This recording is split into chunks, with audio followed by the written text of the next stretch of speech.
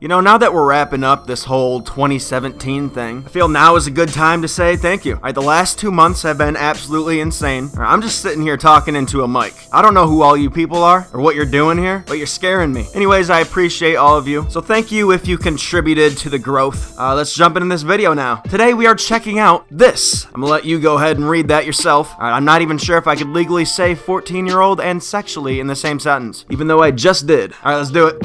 5 months after Kaylee and I had separated, Gabrielle came home and she dropped a big bomb. I explained to my daughter that I was a professional dominatrix. She was 11 years old at the time. Over the last couple of years, my daughter has spiraled out of control with the approval of her own mother. She and Gabrielle were smoking pot together. She's been drinking alcohol. My daughter has also been sexually active.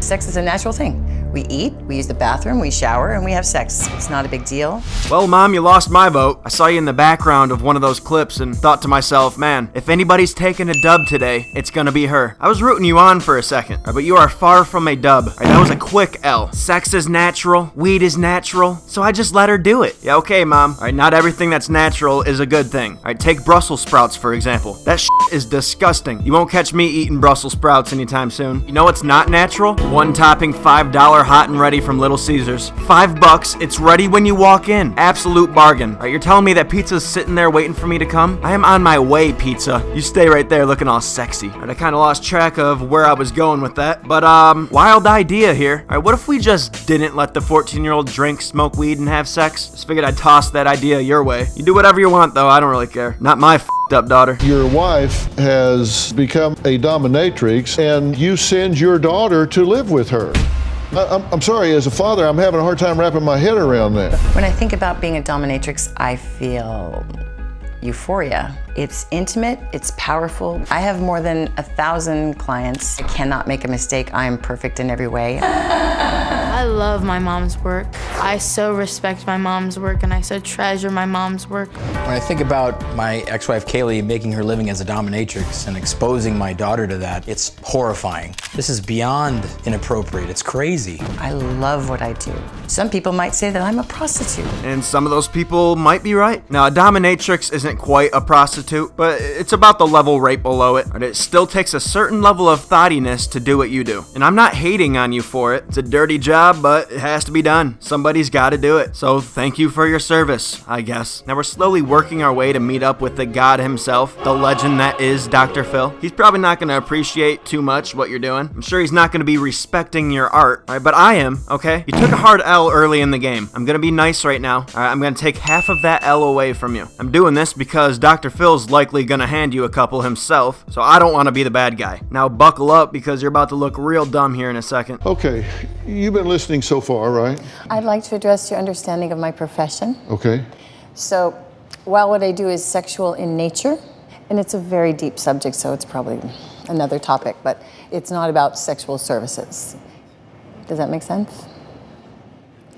I'll take your word for it. This man is a legend. She tried tossing him an L, and Dr. Phil's like, that's not in the programming today, woman. Not on my show. By the way, how beautiful of a picture is this? Look at his eyes. He looks like a middle school boy who just had his first hug. That's beautiful. This should be everybody's wallpaper on your phone and or computer. Alright, if everybody had this as their wallpaper, everybody would just get along. The world would be much better. Like imagine Kim Jong-un about to call in some nukes on the United States. But when he goes to make the call, he would look down at his phone and just be like, you know what? Maybe not today. My daughter knows what I do. My daughter understands what it is. You said that since she got away from him, that she has just blossomed. Well, the reason that we're here is that I'm looking for a way to bridge CJ's way of parenting with mine so that he can be closer with her and so that she can be closer with him.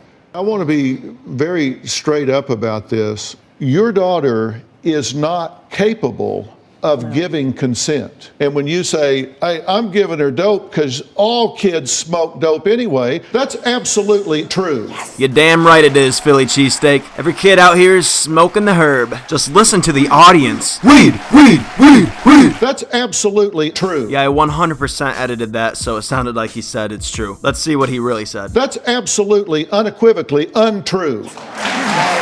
Listen, you can be sarcastic all you want. You are committing a crime. Yeah. You are committing a crime. Okay. You are committing a crime.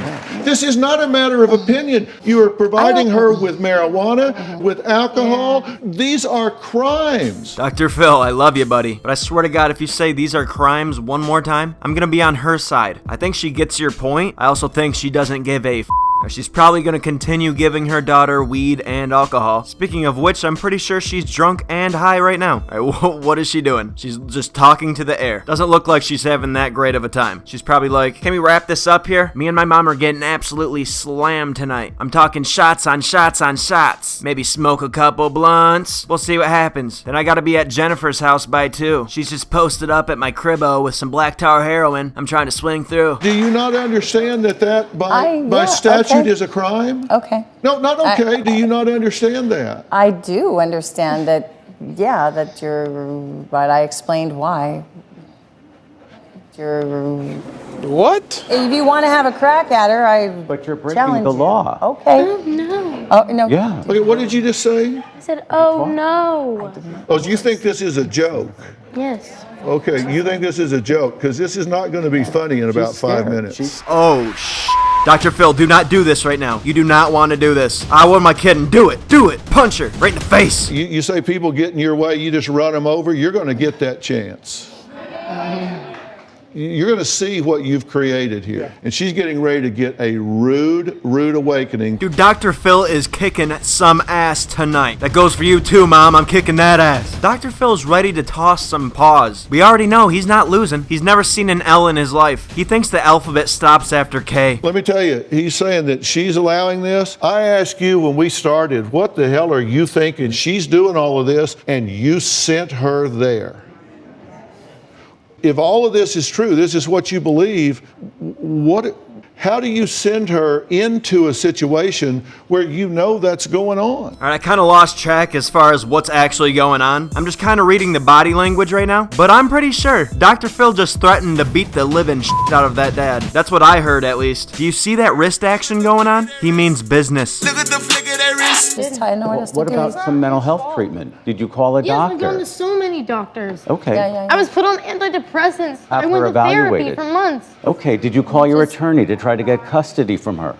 From her? From her. Well, our divorce agreement, I have primary Take her custody. back. You're sending her into a pit. Not his It's not fault. his fault. It's not his fault. But both of you did not love her enough. Wow. Who is this guy? And I push the limit sometimes with what I say. This dude just roasted her entire life in one sentence. Both of you did not love her enough. He's just straight up like, yeah, your parents hate you. You're a waste of life, kid. Maybe when you grow up, you'll realize nobody likes you. Man, this guy has no heart. Or even I wouldn't say that. I don't exactly know who you are, dude, but you might be even more savage than Philly Boy. And that's my homie. Someone tell me who this guy is and why he doesn't have his own show. Now, usually after the end of these episodes, we never know what happened after the show. We still kind of don't know what happened, but I feel pretty confident that nothing's changed. All right, they probably all went home, smoked a couple blunts, got drunk AF. This girl's not really that out of control. The mom is, that's for sure. Here's a parenting tip for you. Don't give your 14-year-old child drugs or alcohol. Kind of thought that was common sense, but I don't even know what kind of world we're living in anymore. Pretty sure after the show, Dr. Phil took all these guys out back and just started kicking some ass. Once again, in this episode, Dr. Phil finishes off with a total of 0 L's and 0 given. Good job, Philly. Now, if this is your first time watching me in a while, or first time ever, I suppose, all December long, it has been 10-minute December. All right, this is gonna be our last 10-minute video for like a year, basically. I do not make 10-minute videos. They are very hard. Anyways, we got some time to burn. I think it's time for a quick story, huh? So I went to the dentist last Wednesday, right? They're checking out my teeth. Everything's looking perfect. The girl's like, wow, you must brush your teeth a lot. I'm like, yeah, sure do.